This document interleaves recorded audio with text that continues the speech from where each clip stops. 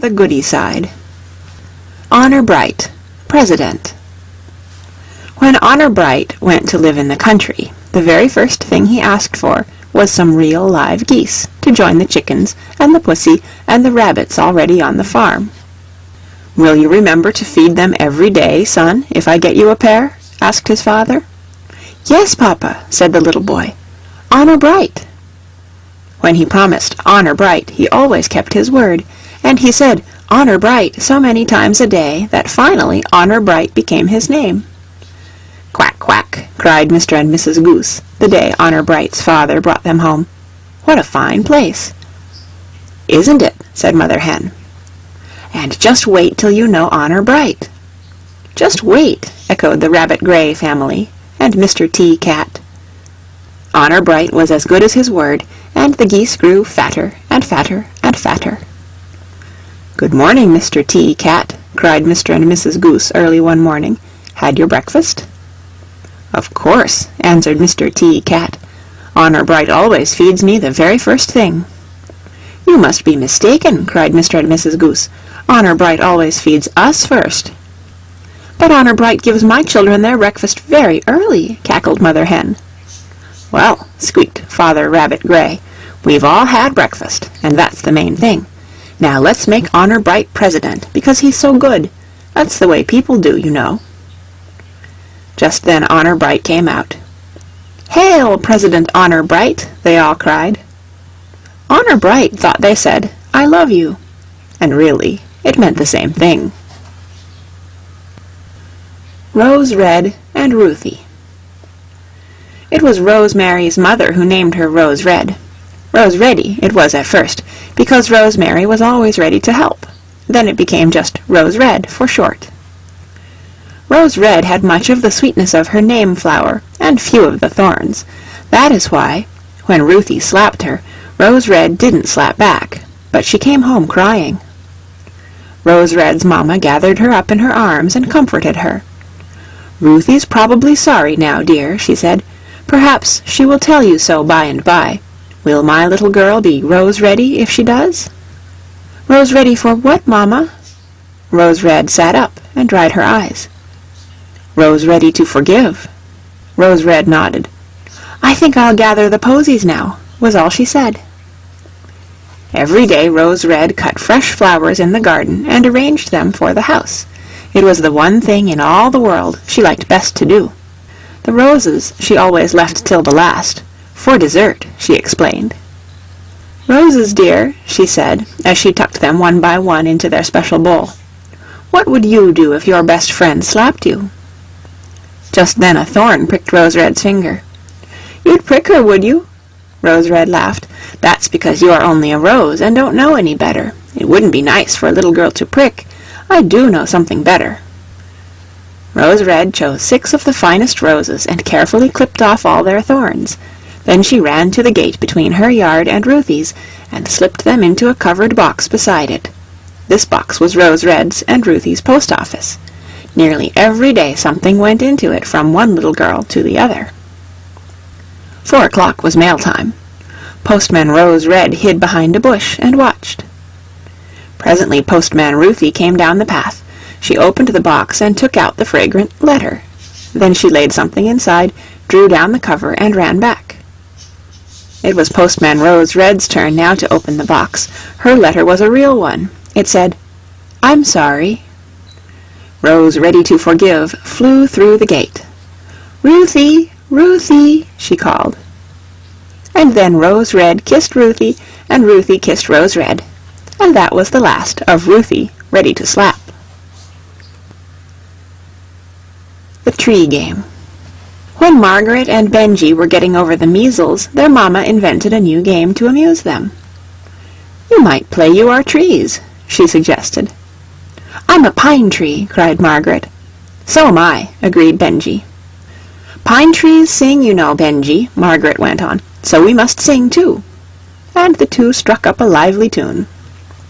Toodle-dee, toodle-dee-doo. It was not the pine trees, however, that sang it. "Oh, an organ man! Oh, a monkey!" And both little pine trees raced to the window. The organ man smiled. "Dance, Tessa, dance!" he cried to his little girl, grinding away with all his might. And then how Tessa's little brown legs did flash back and forth, and in and out, and what funny tricks the wee monkey did. When the music stopped, Jocko scrambled up to the window and politely presented a cup to the trees. "Pennies, please," the funny, wizened little face seemed to beg. The pine trees brought their banks and shook the pennies out, one by one, into the cup. Then the biggest pine tree thought of something. "Wait a minute," she cried, and disappeared. When she came back, she carried 2 plump bananas. "Here," she said, handing them out through the window. Tessa smiled her thanks politely, but Jocko just fell to munching greedily. The pine trees hung out of the window and watched Tessa and her father and Jocko as they went off down the street. Finally, the biggest pine tree turned to the littlest pine tree. "I'm not a pine tree any longer, Benji," she announced. "I'd rather be the kind that gives something. I'm a banana tree now." "So am I," echoed Benji. Billy Boy's Magic Key. Billy Boy had a magic key. He carried it in his face. There was a secret about this key. It always opened doors into pleasant things. His mamma had taught him that. Billy Boy was playing in the yard one day when his mamma came to the door. Billy Boy," she called, "I want you to do some errands for me." When Billy Boy hurried up to the steps, his mamma handed him 2 baskets. "One is to carry the groceries I've ordered, Billy Boy," she said, "and there's a cake for Mrs. Thomas in the other. You can leave it on the way to the store." Billy Boy's face clouded. I'd rather not go there, Mamma," he said. "Mrs. Thomas is so cross. That's what the boys say." "That's because they tease her cat, Billy Boy. Remember about the key, and you'll be all right." Billy Boy picked up his baskets and marched off. Pretty soon, thump, thump, thump, went Mrs. Thomas's brass knocker. The door flew open. "No," said Mrs. Thomas's loud voice. "I don't want—" Then she stopped. Billy Boy was using his magic key. "I'm Mrs. Sheldon's little boy," explained Billy Boy, pulling off his cap. "Mamma sent you a cake." Mrs. Thomas just could not resist that key. "Thank you, child," she said, smiling and lifting out the cake. "Wait a minute," as Billy started down the steps. She plunged her hand deep down in her pocket and drew out a bright new nickel. "Here," she said, "buy some candy." The nickel was clutched tightly in Billy Boy's hand when he reached home. "Look what she gave me," he cried, "and she wasn't a bit cross. It must have been count of the key." And the magic key? Why, it was Billy Boy's own sunny smile, to be sure. Polly's New April Fool. "You're losing your hair ribbon, Polly," remarked the twins, as their sister sat down to breakfast one 1st of April morning. Polly hastily felt of her head. "April Fool! April Fool! April Fool!" shrieked the twins joyously, pounding on the table. Polly glared at them. It was raining, and Polly, who hated rain, never could take a joke on a rainy day. "You're a pair of very rude boys," she said. "Nobody but horrid, rough boys like you would ever think April Fool's any fun." And she sulked through her breakfast without another word. But Helen was different. Helen liked rain. Moreover, she didn't in the least mind being fooled, and she laughed just as hard as anybody when she put salt on her mush instead of sugar. When she went upstairs to put their room in order, however, the room she and Polly shared, the steady drip, drip, drip of the rain made her remember Polly's unhappiness, and it troubled her. A robin, singing his rain song in the tree outside, cocked his head saucily as Helen went to the window. "Help her! Cheer her! Help her! Cheer her!" sang Mr. Redbreast over and over again as he swung on the dripping branches. "That's a good idea, Mr. Redbreast," Helen answered. "I'm sure she needs it, but how shall I do it?" Mr. Redbreast winked wisely. "You'll find a way, a way, a way," he trilled. Helen spanked a pillow and stood it in its place on the bed. "Thank you, Mr. Redbreast," she answered politely. "I'll try." Mr. Redbreast gave his tail a pleased little shake and flew away, leaving Helen to spank the other pillow and to wonder what she could do to help her, cheer her. A blue ribbon was hanging out of the top bureau drawer. "The very thing!" cried Helen. "I'll straighten out her drawer. It's always in a muss." And she fell to work with a will, rolling and folding and arranging things in neat little piles. The baby stood watching her. "There, what do you suppose she'll think of that, Buddy?" she asked, as she gave the last pile a happy pat. Then a new idea popped into her head.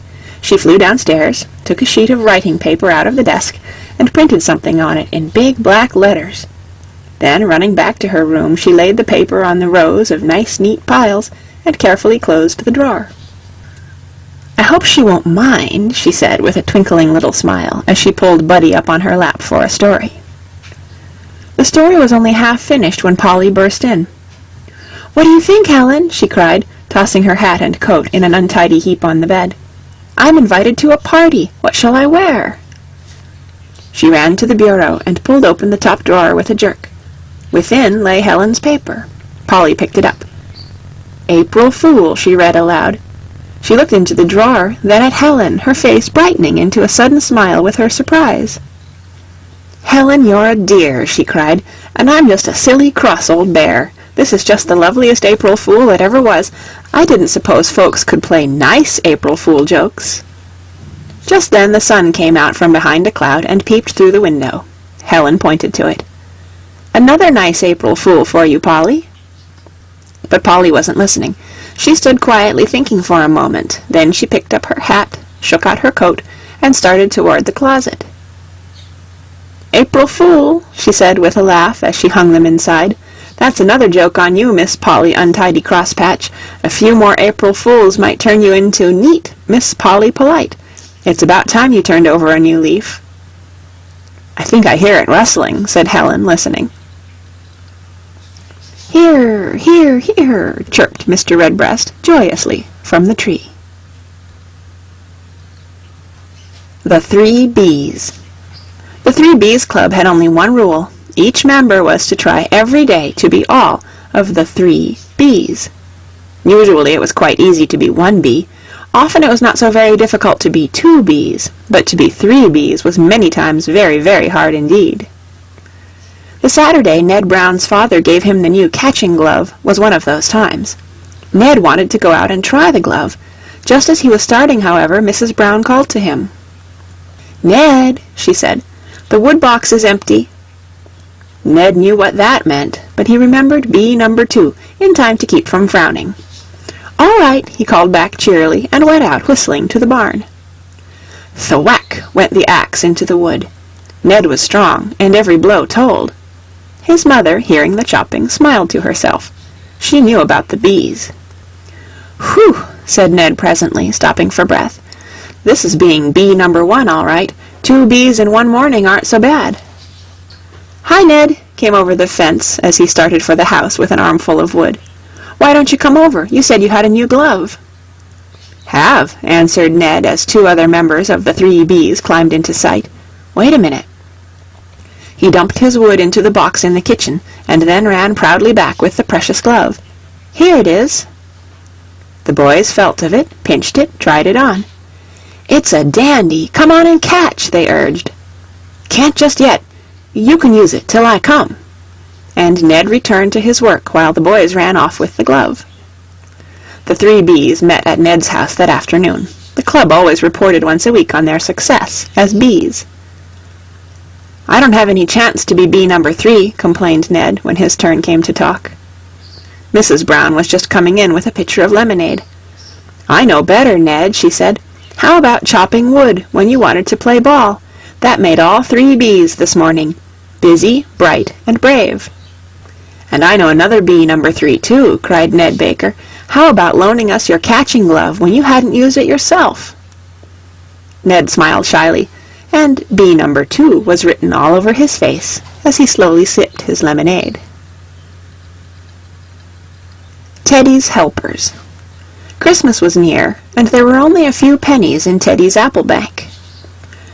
"I'm afraid I won't have money enough to buy them, Mummy," said Teddy wistfully. "Won't you?" His eyes looked the question his lips wanted to ask. "No, Teddy," said his mother, "for then it would be my present instead of yours." "But Arthur's hands get so cold carrying the clothes." Teddy's eyes fell to his own hands, which were always snug and warm in their red mittens. The washerwoman's little boy had no mittens. "Earn some money, Teddy," suggested his mother. Teddy's face fell. "How can I?" he said. "Keep your eyes open, and do the thing they tell you to do." "All right," answered Teddy. "I'll try." At that moment Father's son, who had been peeping through the window, slipped behind a cloud. "Children," he said to the little clouds, "there's a boy down below who wants to earn money to buy mittens for a boy who hasn't any. I want you to help him." "We will, Father Son," cried the little clouds. Then the sky began to grow so dark that the earth people looked up and said, "I do believe it's going to snow." And it did. Soon the air was filled with great fluffy whirling flakes, tumbling eagerly down to help Teddy. "Not so close," cried the first flake, as the others came down on top of him. "We'll make it too hard for Teddy if we pack tight together." "That's so," cried the others, and so they settled very, very gently. All night the snowflakes fell. In the morning Father's son poked his head out from behind a cloud. My, how fine the earth looks!" he exclaimed. "I think that's about enough, children." And Father's son smiled so broadly that the earth people said, "How dazzling the sun is!" and squinted and rubbed their eyes. When the last flake had settled in its place, Teddy buttoned on his leggings to go out. "Are you keeping your eyes open this morning, Teddy?" asked his mother. Teddy laughed. "Of course," he said. "I couldn't see if—" Then he stopped abruptly. "It is a way, isn't it, Mummy?" he cried. "Yes," she said. "I think I hear 25 cents dropping into the apple. I will give you that much, if you will shovel a path to the gate." "Goody!" cried Teddy. Then he hunted up the snow shovel and fell to work. "Teddy! Teddy!" Teddy looked up. The old lady across the way was standing in her door. "I'll give you a quarter if you'll clean my walk." "All right," Teddy shouted back. And then how the snow did fly as he dug and scraped and shoveled. My, said Father's son, what an industrious boy. And he smiled till Teddy grew quite warm, and the busy hands in the red mittens were never once cold. When the day was over, 4 bright quarters lay snugly in the apple bank. The day before Christmas, Teddy emptied the bank and went shopping, and that night, when the washerwoman's boy came for the clothes, on top of the basket lay, not mittens, but a pair of thick gloves lined with wool. Father's son was so happy about it that he smiled all Christmas Day, and so did Arthur, and so, more brightly than either, did Teddy. The Red Letter Day. "What's a red letter day, Nora?" asked Betty, coming into the kitchen where Nora was doing the Saturday baking. "It's a day when something specially nice happens," answered Nora. "Why?" "Mama just said it would be a red letter day if she got all her mending done by night. I wish," added Betty wistfully, "that I could make it a red letter day for her." "You can," cried Nora. "I'll show you how to make a cake, and then she won't have to make it. She can have the time to mend."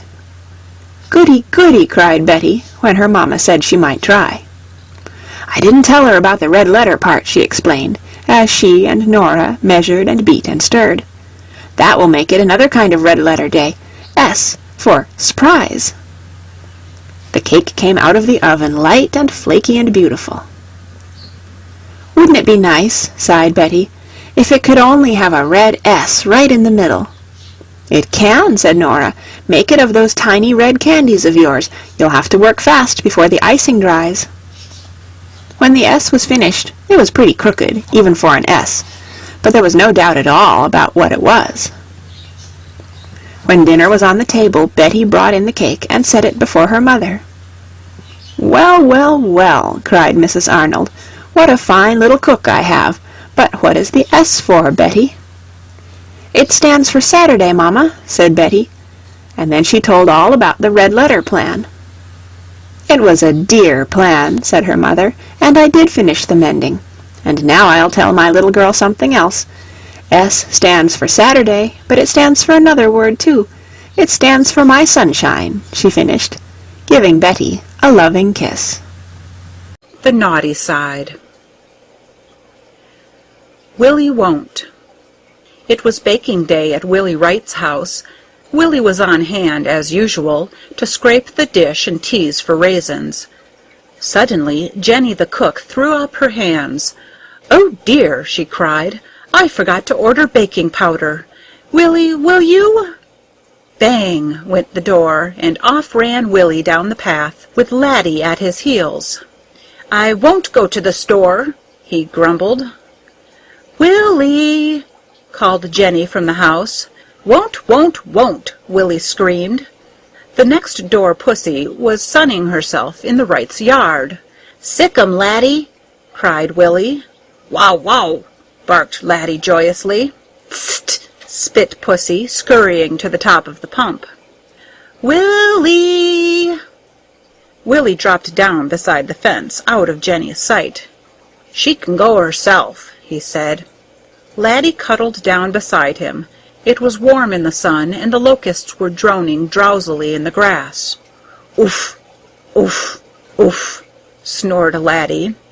Willie nodded, and nodded, and nodded. "Ho, ho!" came a voice over the fence. "Willie Won't, that's a funny name." "Funny," retorted another voice. "It's ugly. Willie Will would be far nicer." "Nobody named Willie Will would ever set a dog on a cat," came a third voice. "No," said a fourth, "nor run off and hide when there are errands to do." And then the four began to sing. "Willie Won't, a horrid boy. No one will like him till he helps when people want him to, and turns to Willie Will." Willie jumped to his feet and looked around. The neighbors' sunflowers nodded solemnly over the fence. "Willie Will," they seemed to urge. Willie started for the house. "Willie Will," he echoed, as he went up the path. Molly and the Pouts. Until the Pouts got to work on Molly, she was a very pretty little girl. But when she sat on the couch and sulked and sulked and sulked, because she could not go out to play with little sister, the Pouts turned her into a very ugly little girl indeed. "Ouch, you hurt!" cried a little voice, just as a Pout drew Molly's mouth down at the corners. She had forgotten that she was holding dear Dolly Dainty by the arm, and she let go of her in her surprise. "Well," cried dear Doll Dainty, "it's a wonder that fall didn't break my head. Why didn't you lay me nicely on the couch? My, what a sour face!" With that, dear Doll Dainty stepped up to her own special trunk, which stood open in the center of the floor, and put on her hat and slipped into her coat. "What are you going to do?" asked Molly, staring. "Going away, of course. I don't care to belong to a little girl with the Pouts." Dear Doll Dainty walked to the door. "Wait a minute, dear Doll Dainty," squeaked the rabbits that were capering around the top of the wall. "We're coming too." And with a great scurry, down slid the bunnies. "We're tired of trying to make a cross little girl happy." "So are we," added the roses on the curtains sweetly, as they let themselves down by their thorns and walked to the door on their stems. "And we!" The pillows Molly's impatient little fists had punched dropped to the floor and started off. The trunk slammed down its lid and followed the pillows. The bureau followed the trunk. The book Molly had thrown on the floor followed the bureau. "Pardon me," said a deep voice, "but I am tired of being sat on and having heels dug into me." Up went the couch. Bump went Molly on the floor. The couch walked clumsily to the door. It couldn't get through. "Tee-hee-hee!" giggled Molly. The Pouts took to their heels. "Tee-hee!" Molly stopped laughing and looked around in amazement. Everything in the room was just as it ought to be, except that she and dear Dolly Dainty were both on the floor. But Molly thought the rabbits winked at her as she laid dear Doll Dainty gently on the couch and put the book in its place on the table. Indian Hughie. Hughie had always wanted to be an Indian. One day he told his mamma about it. "Well," she said, "why not be an Indian?" Hughie looked down at his little blue suit and his low shoes. "I can't be an Indian," he said. "I haven't any bow and arrow, or anything Indians have. And anyway, little boys can't be Indians." "Oh, yes, they can," said his mamma. "Indians are strong and brave. Any little boy can be that. How do you do, Chief Hughie?" she added with a low bow. Hughie drew himself up until he was at least an inch taller. "Heap strong and brave, thank you," he said gravely. That very day Hughie's mamma bought him a bow and arrow. Then Hughie felt himself a real Indian indeed. But Chief Hughie grew tired of shooting at a mark with his new bow and arrow. It would be much more fun, he thought, to shoot at something that moved. Just as he thought that, a bird flew up from the snowball bush. Chief Hughie hastily slipped an arrow into his bow. Bing! It went toward the bird. "Hughie!" Hughie turned around. "Chief Hughie," he corrected politely. "No," said his mamma, "not Chief Hughie, Squaw Hughie. Chiefs are strong and brave. Chief Hughie would never shoot at a dear little bird. Only a cowardly Indian, a squaw Indian, would do that." She came down the path and took away Hughie's bow and arrow. "Squaws don't carry weapons," she said. Hughie threw himself down on his stomach and screamed with anger. "Squaws cry," said his mother. She walked back to the house, leaving Hughie sitting on the grass. He was wondering how long it would take for a squaw to become a chief once more. I Forgot. Inside of little Jean there lived a naughty imp. His name was I Forgot. One time this imp made Jean do a very wicked thing. Jean owned a canary named Goldie because of his golden feathers. Whenever Jean came into the room where his cage hung, Goldie would pour out a flood of song. But one morning when Jean came in, there was no flood of song from the yellow throat. The tiny singer lay still on the bottom of his cage. Jean slipped in her hand in alarm and drew out her little pet. "Mamma, Mamma!" she cried. "Something's the matter with Goldie!" The imp, I Forgot, laughed as he heard her, but Jean's mamma did not laugh. She knew about I Forgot, and she laid her hand tenderly on Goldie's little body, all thin under the fluff of feathers. "Goldie has starved to death, Jean," she said sadly. "Why didn't you feed him?" "I forgot," sobbed the little girl.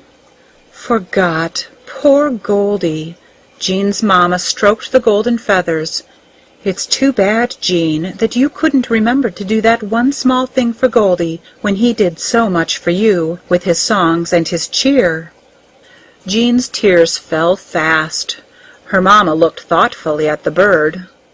"We can do nothing more for Goldie," she said at last, "but I have thought of a way you can help other birds for his sake, Jean." Jean wiped her face. "How?" she asked. Jean felt happier when her mamma had explained the way to her.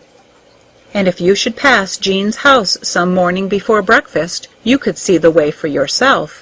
For every day Jean scatters crumbs and grain on the lawn for the birds and puts fresh water in their drinking bowl. For Goldie's sake," she whispers to herself, as the birds fly down for their breakfast. As for the naughty imp I Forgot, he is fast turning into the lovely fairy I Remember. How Sammy Was Cured. Sammy was a pretty good boy in some ways, but in one way he was a very naughty boy indeed. He never got up when he was called. "Yawn," he would yawn. "Uh-huh." And with that he would roll over and go fast asleep again. This always happened at least 3 times every morning. Often it happened more times. Then, when everybody was out of patience and breakfast was nearly over, Sammy would come creeping down, digging his fists into his eyes and still yawning, Yawn. One morning Sammy's father had just called him the second time, and Sammy had grunted, "Yawn," and turned over for another nap, when the door opened softly. Creep, creep, creep came quiet steps, but Sammy didn't see the little man with twinkling eyes and queer clothes enter the room.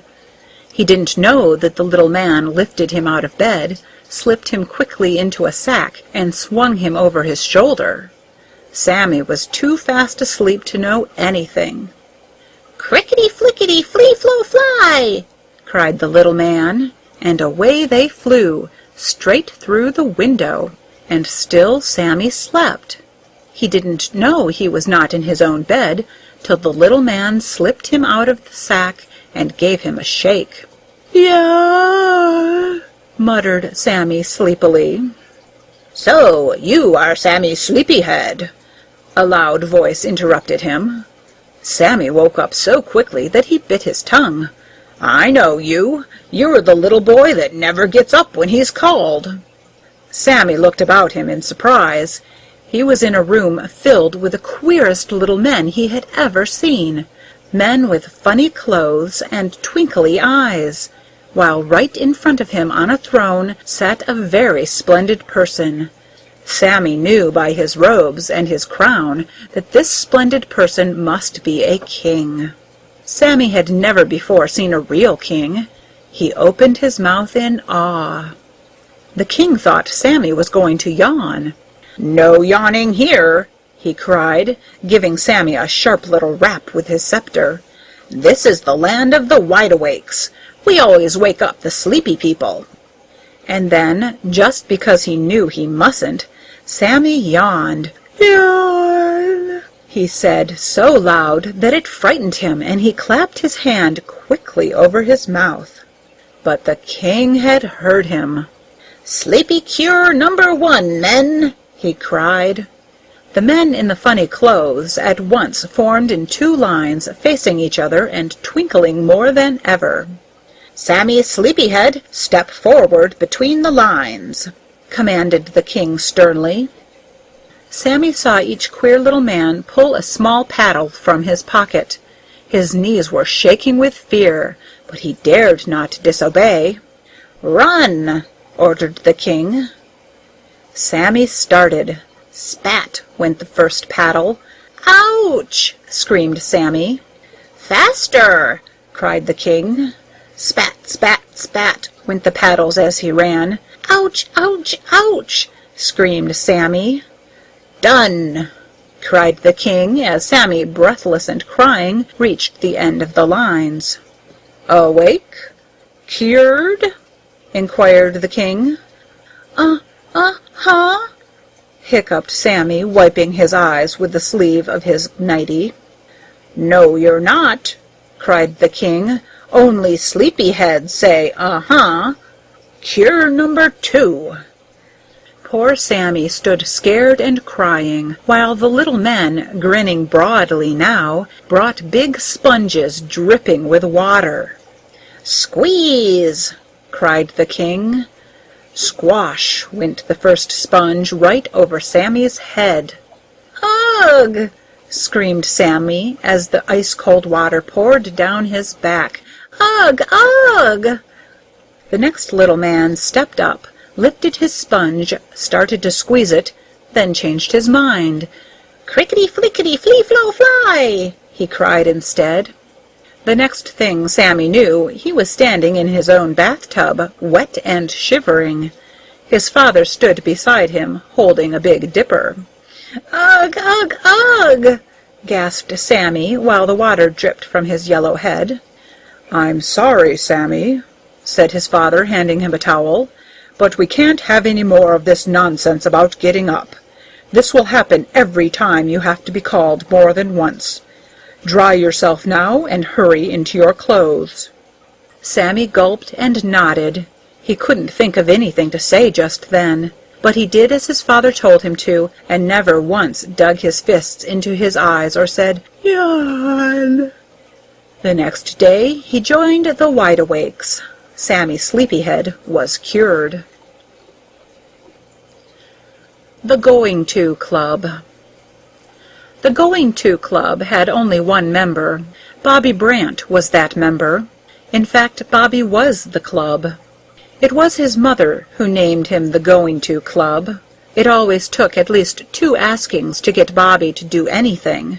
Sometimes it took 3 or 4. Bobby was always going to. This club always met when there was something Bobby wanted particularly to do, and it met most often in the spring, when the boys were out flying their kites.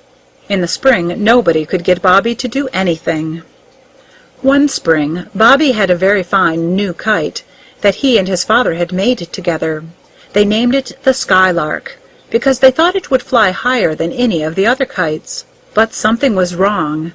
Instead of sailing up gracefully as it should, the first time Bobby tried to fly it, the Skylark pitched about so violently that Bobby had to wind in.